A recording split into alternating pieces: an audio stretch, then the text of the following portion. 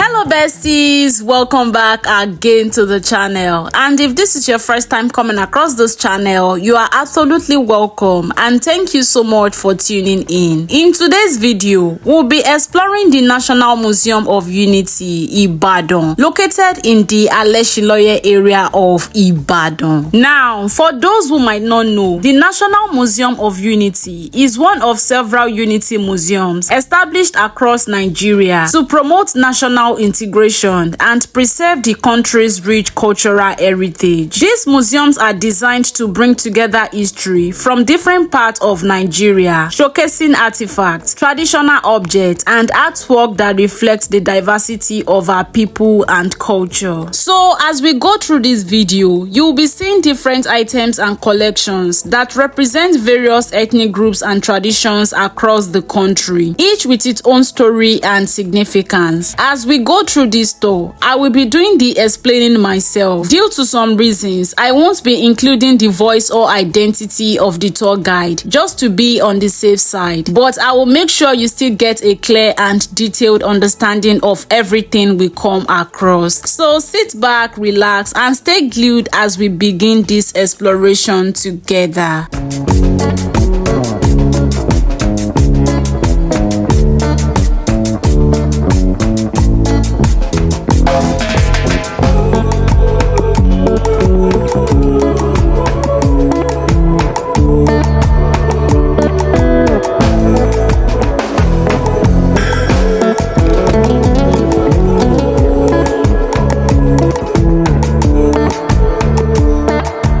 The first object we are seeing is the bronze head from Ile-Ife in Oyo State. It is dated to the 12th to 15th century and it is made of bronze. This work symbolizes royal authority and the sacred power of kingship in ancient Ife. Here we also have Queen Idia bronze head from Benin in Oyo State, dated back to 14th century. This object is a commemorative head representing Queen Idia, mother of Oba Ezige, known for its refined, detailed, and elongated hairstyle. Here we have elephant tusks, also from Benin in Oyo State, which is made of ivory, dated back to 18th and 19th century. This object symbolizes strength, authority, and royal declaration. Such tusks were displayed in Benin palaces to honor ancestors and divine power. Here we have the olden days treasury box made of wood, usually used by the wealthy Yoruba people in southwestern Nigeria, and this carved rectangular box is used for storing valuables. And here is kolo, known as safe, dated back to the 15th century, a round molded clay vessel with opening used for keeping money. And these are the means of exchange in the olden days, starting from cowries, manila, coins with old, the oldest coins, before we finally graduated to naira notes.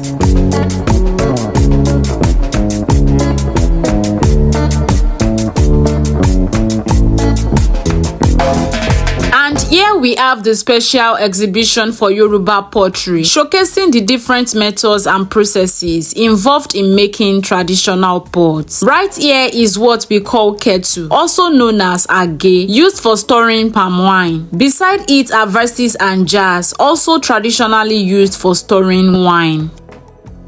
These are traditional stools, also known as ijoko, used in the olden days for sitting at home, commonly used by women when they return from the market to sit, relax, and chat about happenings in the market or around the neighborhood. And this is called idamiomo, a disposable water jar used for pouring away a child's bathed water. Moving on, we have cooking pots known as ishasun, made in different sizes. This large one is specifically used for preparing gbegiri, while this smaller one called awo ijeun is used for eating meals. Over here are pitchers known as oru, used for fetching water and also for boiling herbs, and they come in various sizes depending on their use. And these are traditional clay stoves, locally called adogon, used for cooking in the olden days, typically fueled with firewood and found in almost every household. Here we have perforated pots known as ajere. They are used for washing foods like egusi or locust beans and also serve as incense burner during traditional worship. These large pots are called storage pots, traditionally known as amu, used for keeping water, and they also functioned as a kind of local refrigerator back in the day. Next are industrial pots used for storing grains and other food items, while this one is specifically used for storing clothes and other valuables. And we also have industrial pots used in tie and dye known as isaro, and here are samples of different types of adire from Ogun State. While these are traditional materials used for making adire in the olden days, and this is called ewelu, also known as the indigo leaf. Here you can see a tight fabric, and these are materials used for creating adire eleko, and this pot right here is used for preparing the indigo dye. And here is the section on garri processing, showing the transition from using traditional clay pots for frying garri to the modern pot we use today in different sizes. Over here, we have ritual pots dedicated to different deities. This includes Awe Shango, Kokwara Odo, Ara Igbo, Eru Eshu, Awe Erinle,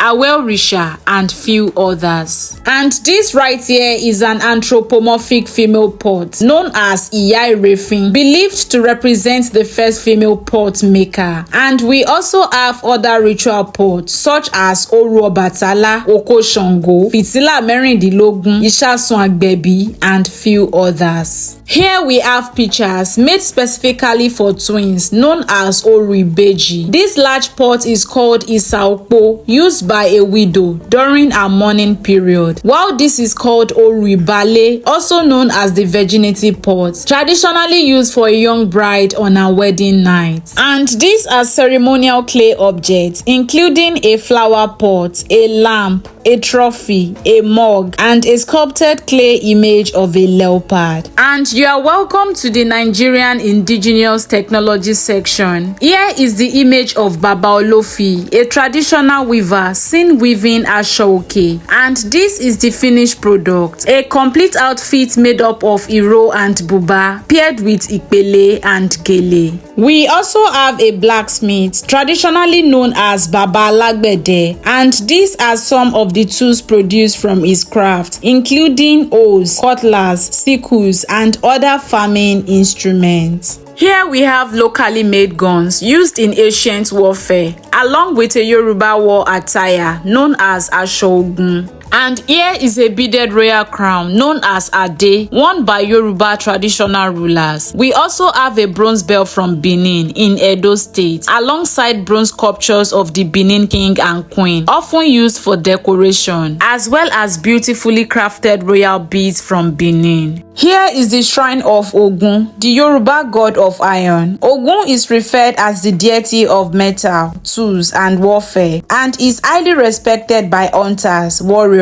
and blacksmiths. The items displayed here are materials used in worshipping the deity. And here we have Ifa divination, which includes the sacred 16 palm knot known as Ojuodu Merindilogun, the carved divination tray called Okpon Ifa, and the divination chain known as Okpele. Ifa is a traditional system of wisdom and guidance used to seek direction and understanding in life. Here is the shrine of Shango, along with pictorial image of his worshippers. Displayed here are items associated with him, including Apoti Shango, Oru Shango, Edunara, Oshe, Bata, and the double-headed axe, all symbolizing his power as the god of thunder and lightning. Here we have the bed of disaster from Benin, carved from wood and is used for spiritual purposes. And this image represents Shokpono, the deity associated with smallpox. And here we have Ori, which means the head, crafted with cowries and leather. In Yoruba belief, Ori represents a person's destiny and inner spirit. That is why you often hear the saying, Ori la obabo, aoba forisha sile. People honor their Ori, especially when things are not going smoothly in their lives.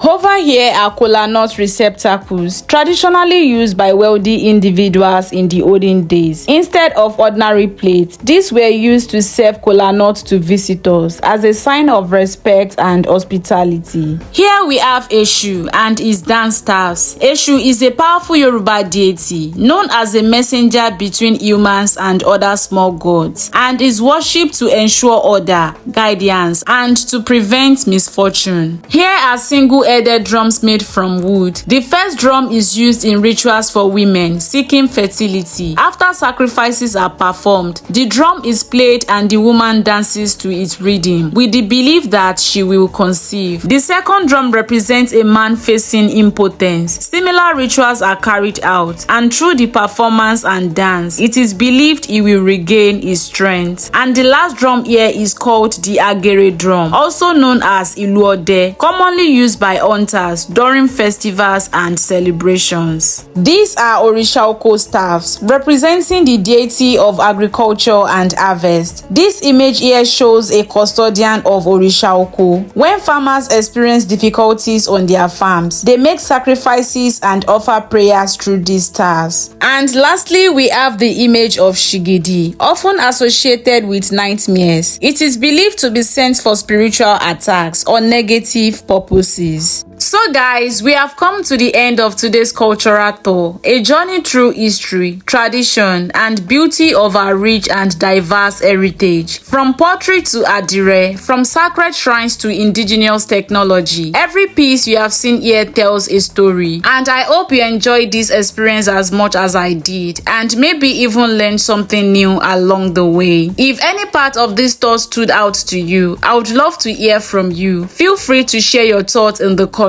And don't forget to like this video, share it with someone who appreciates culture, and subscribe to the channel to be part of this journey as we continue to explore more amazing places. Thank you so much for watching, and I will see you in the next one. Bye.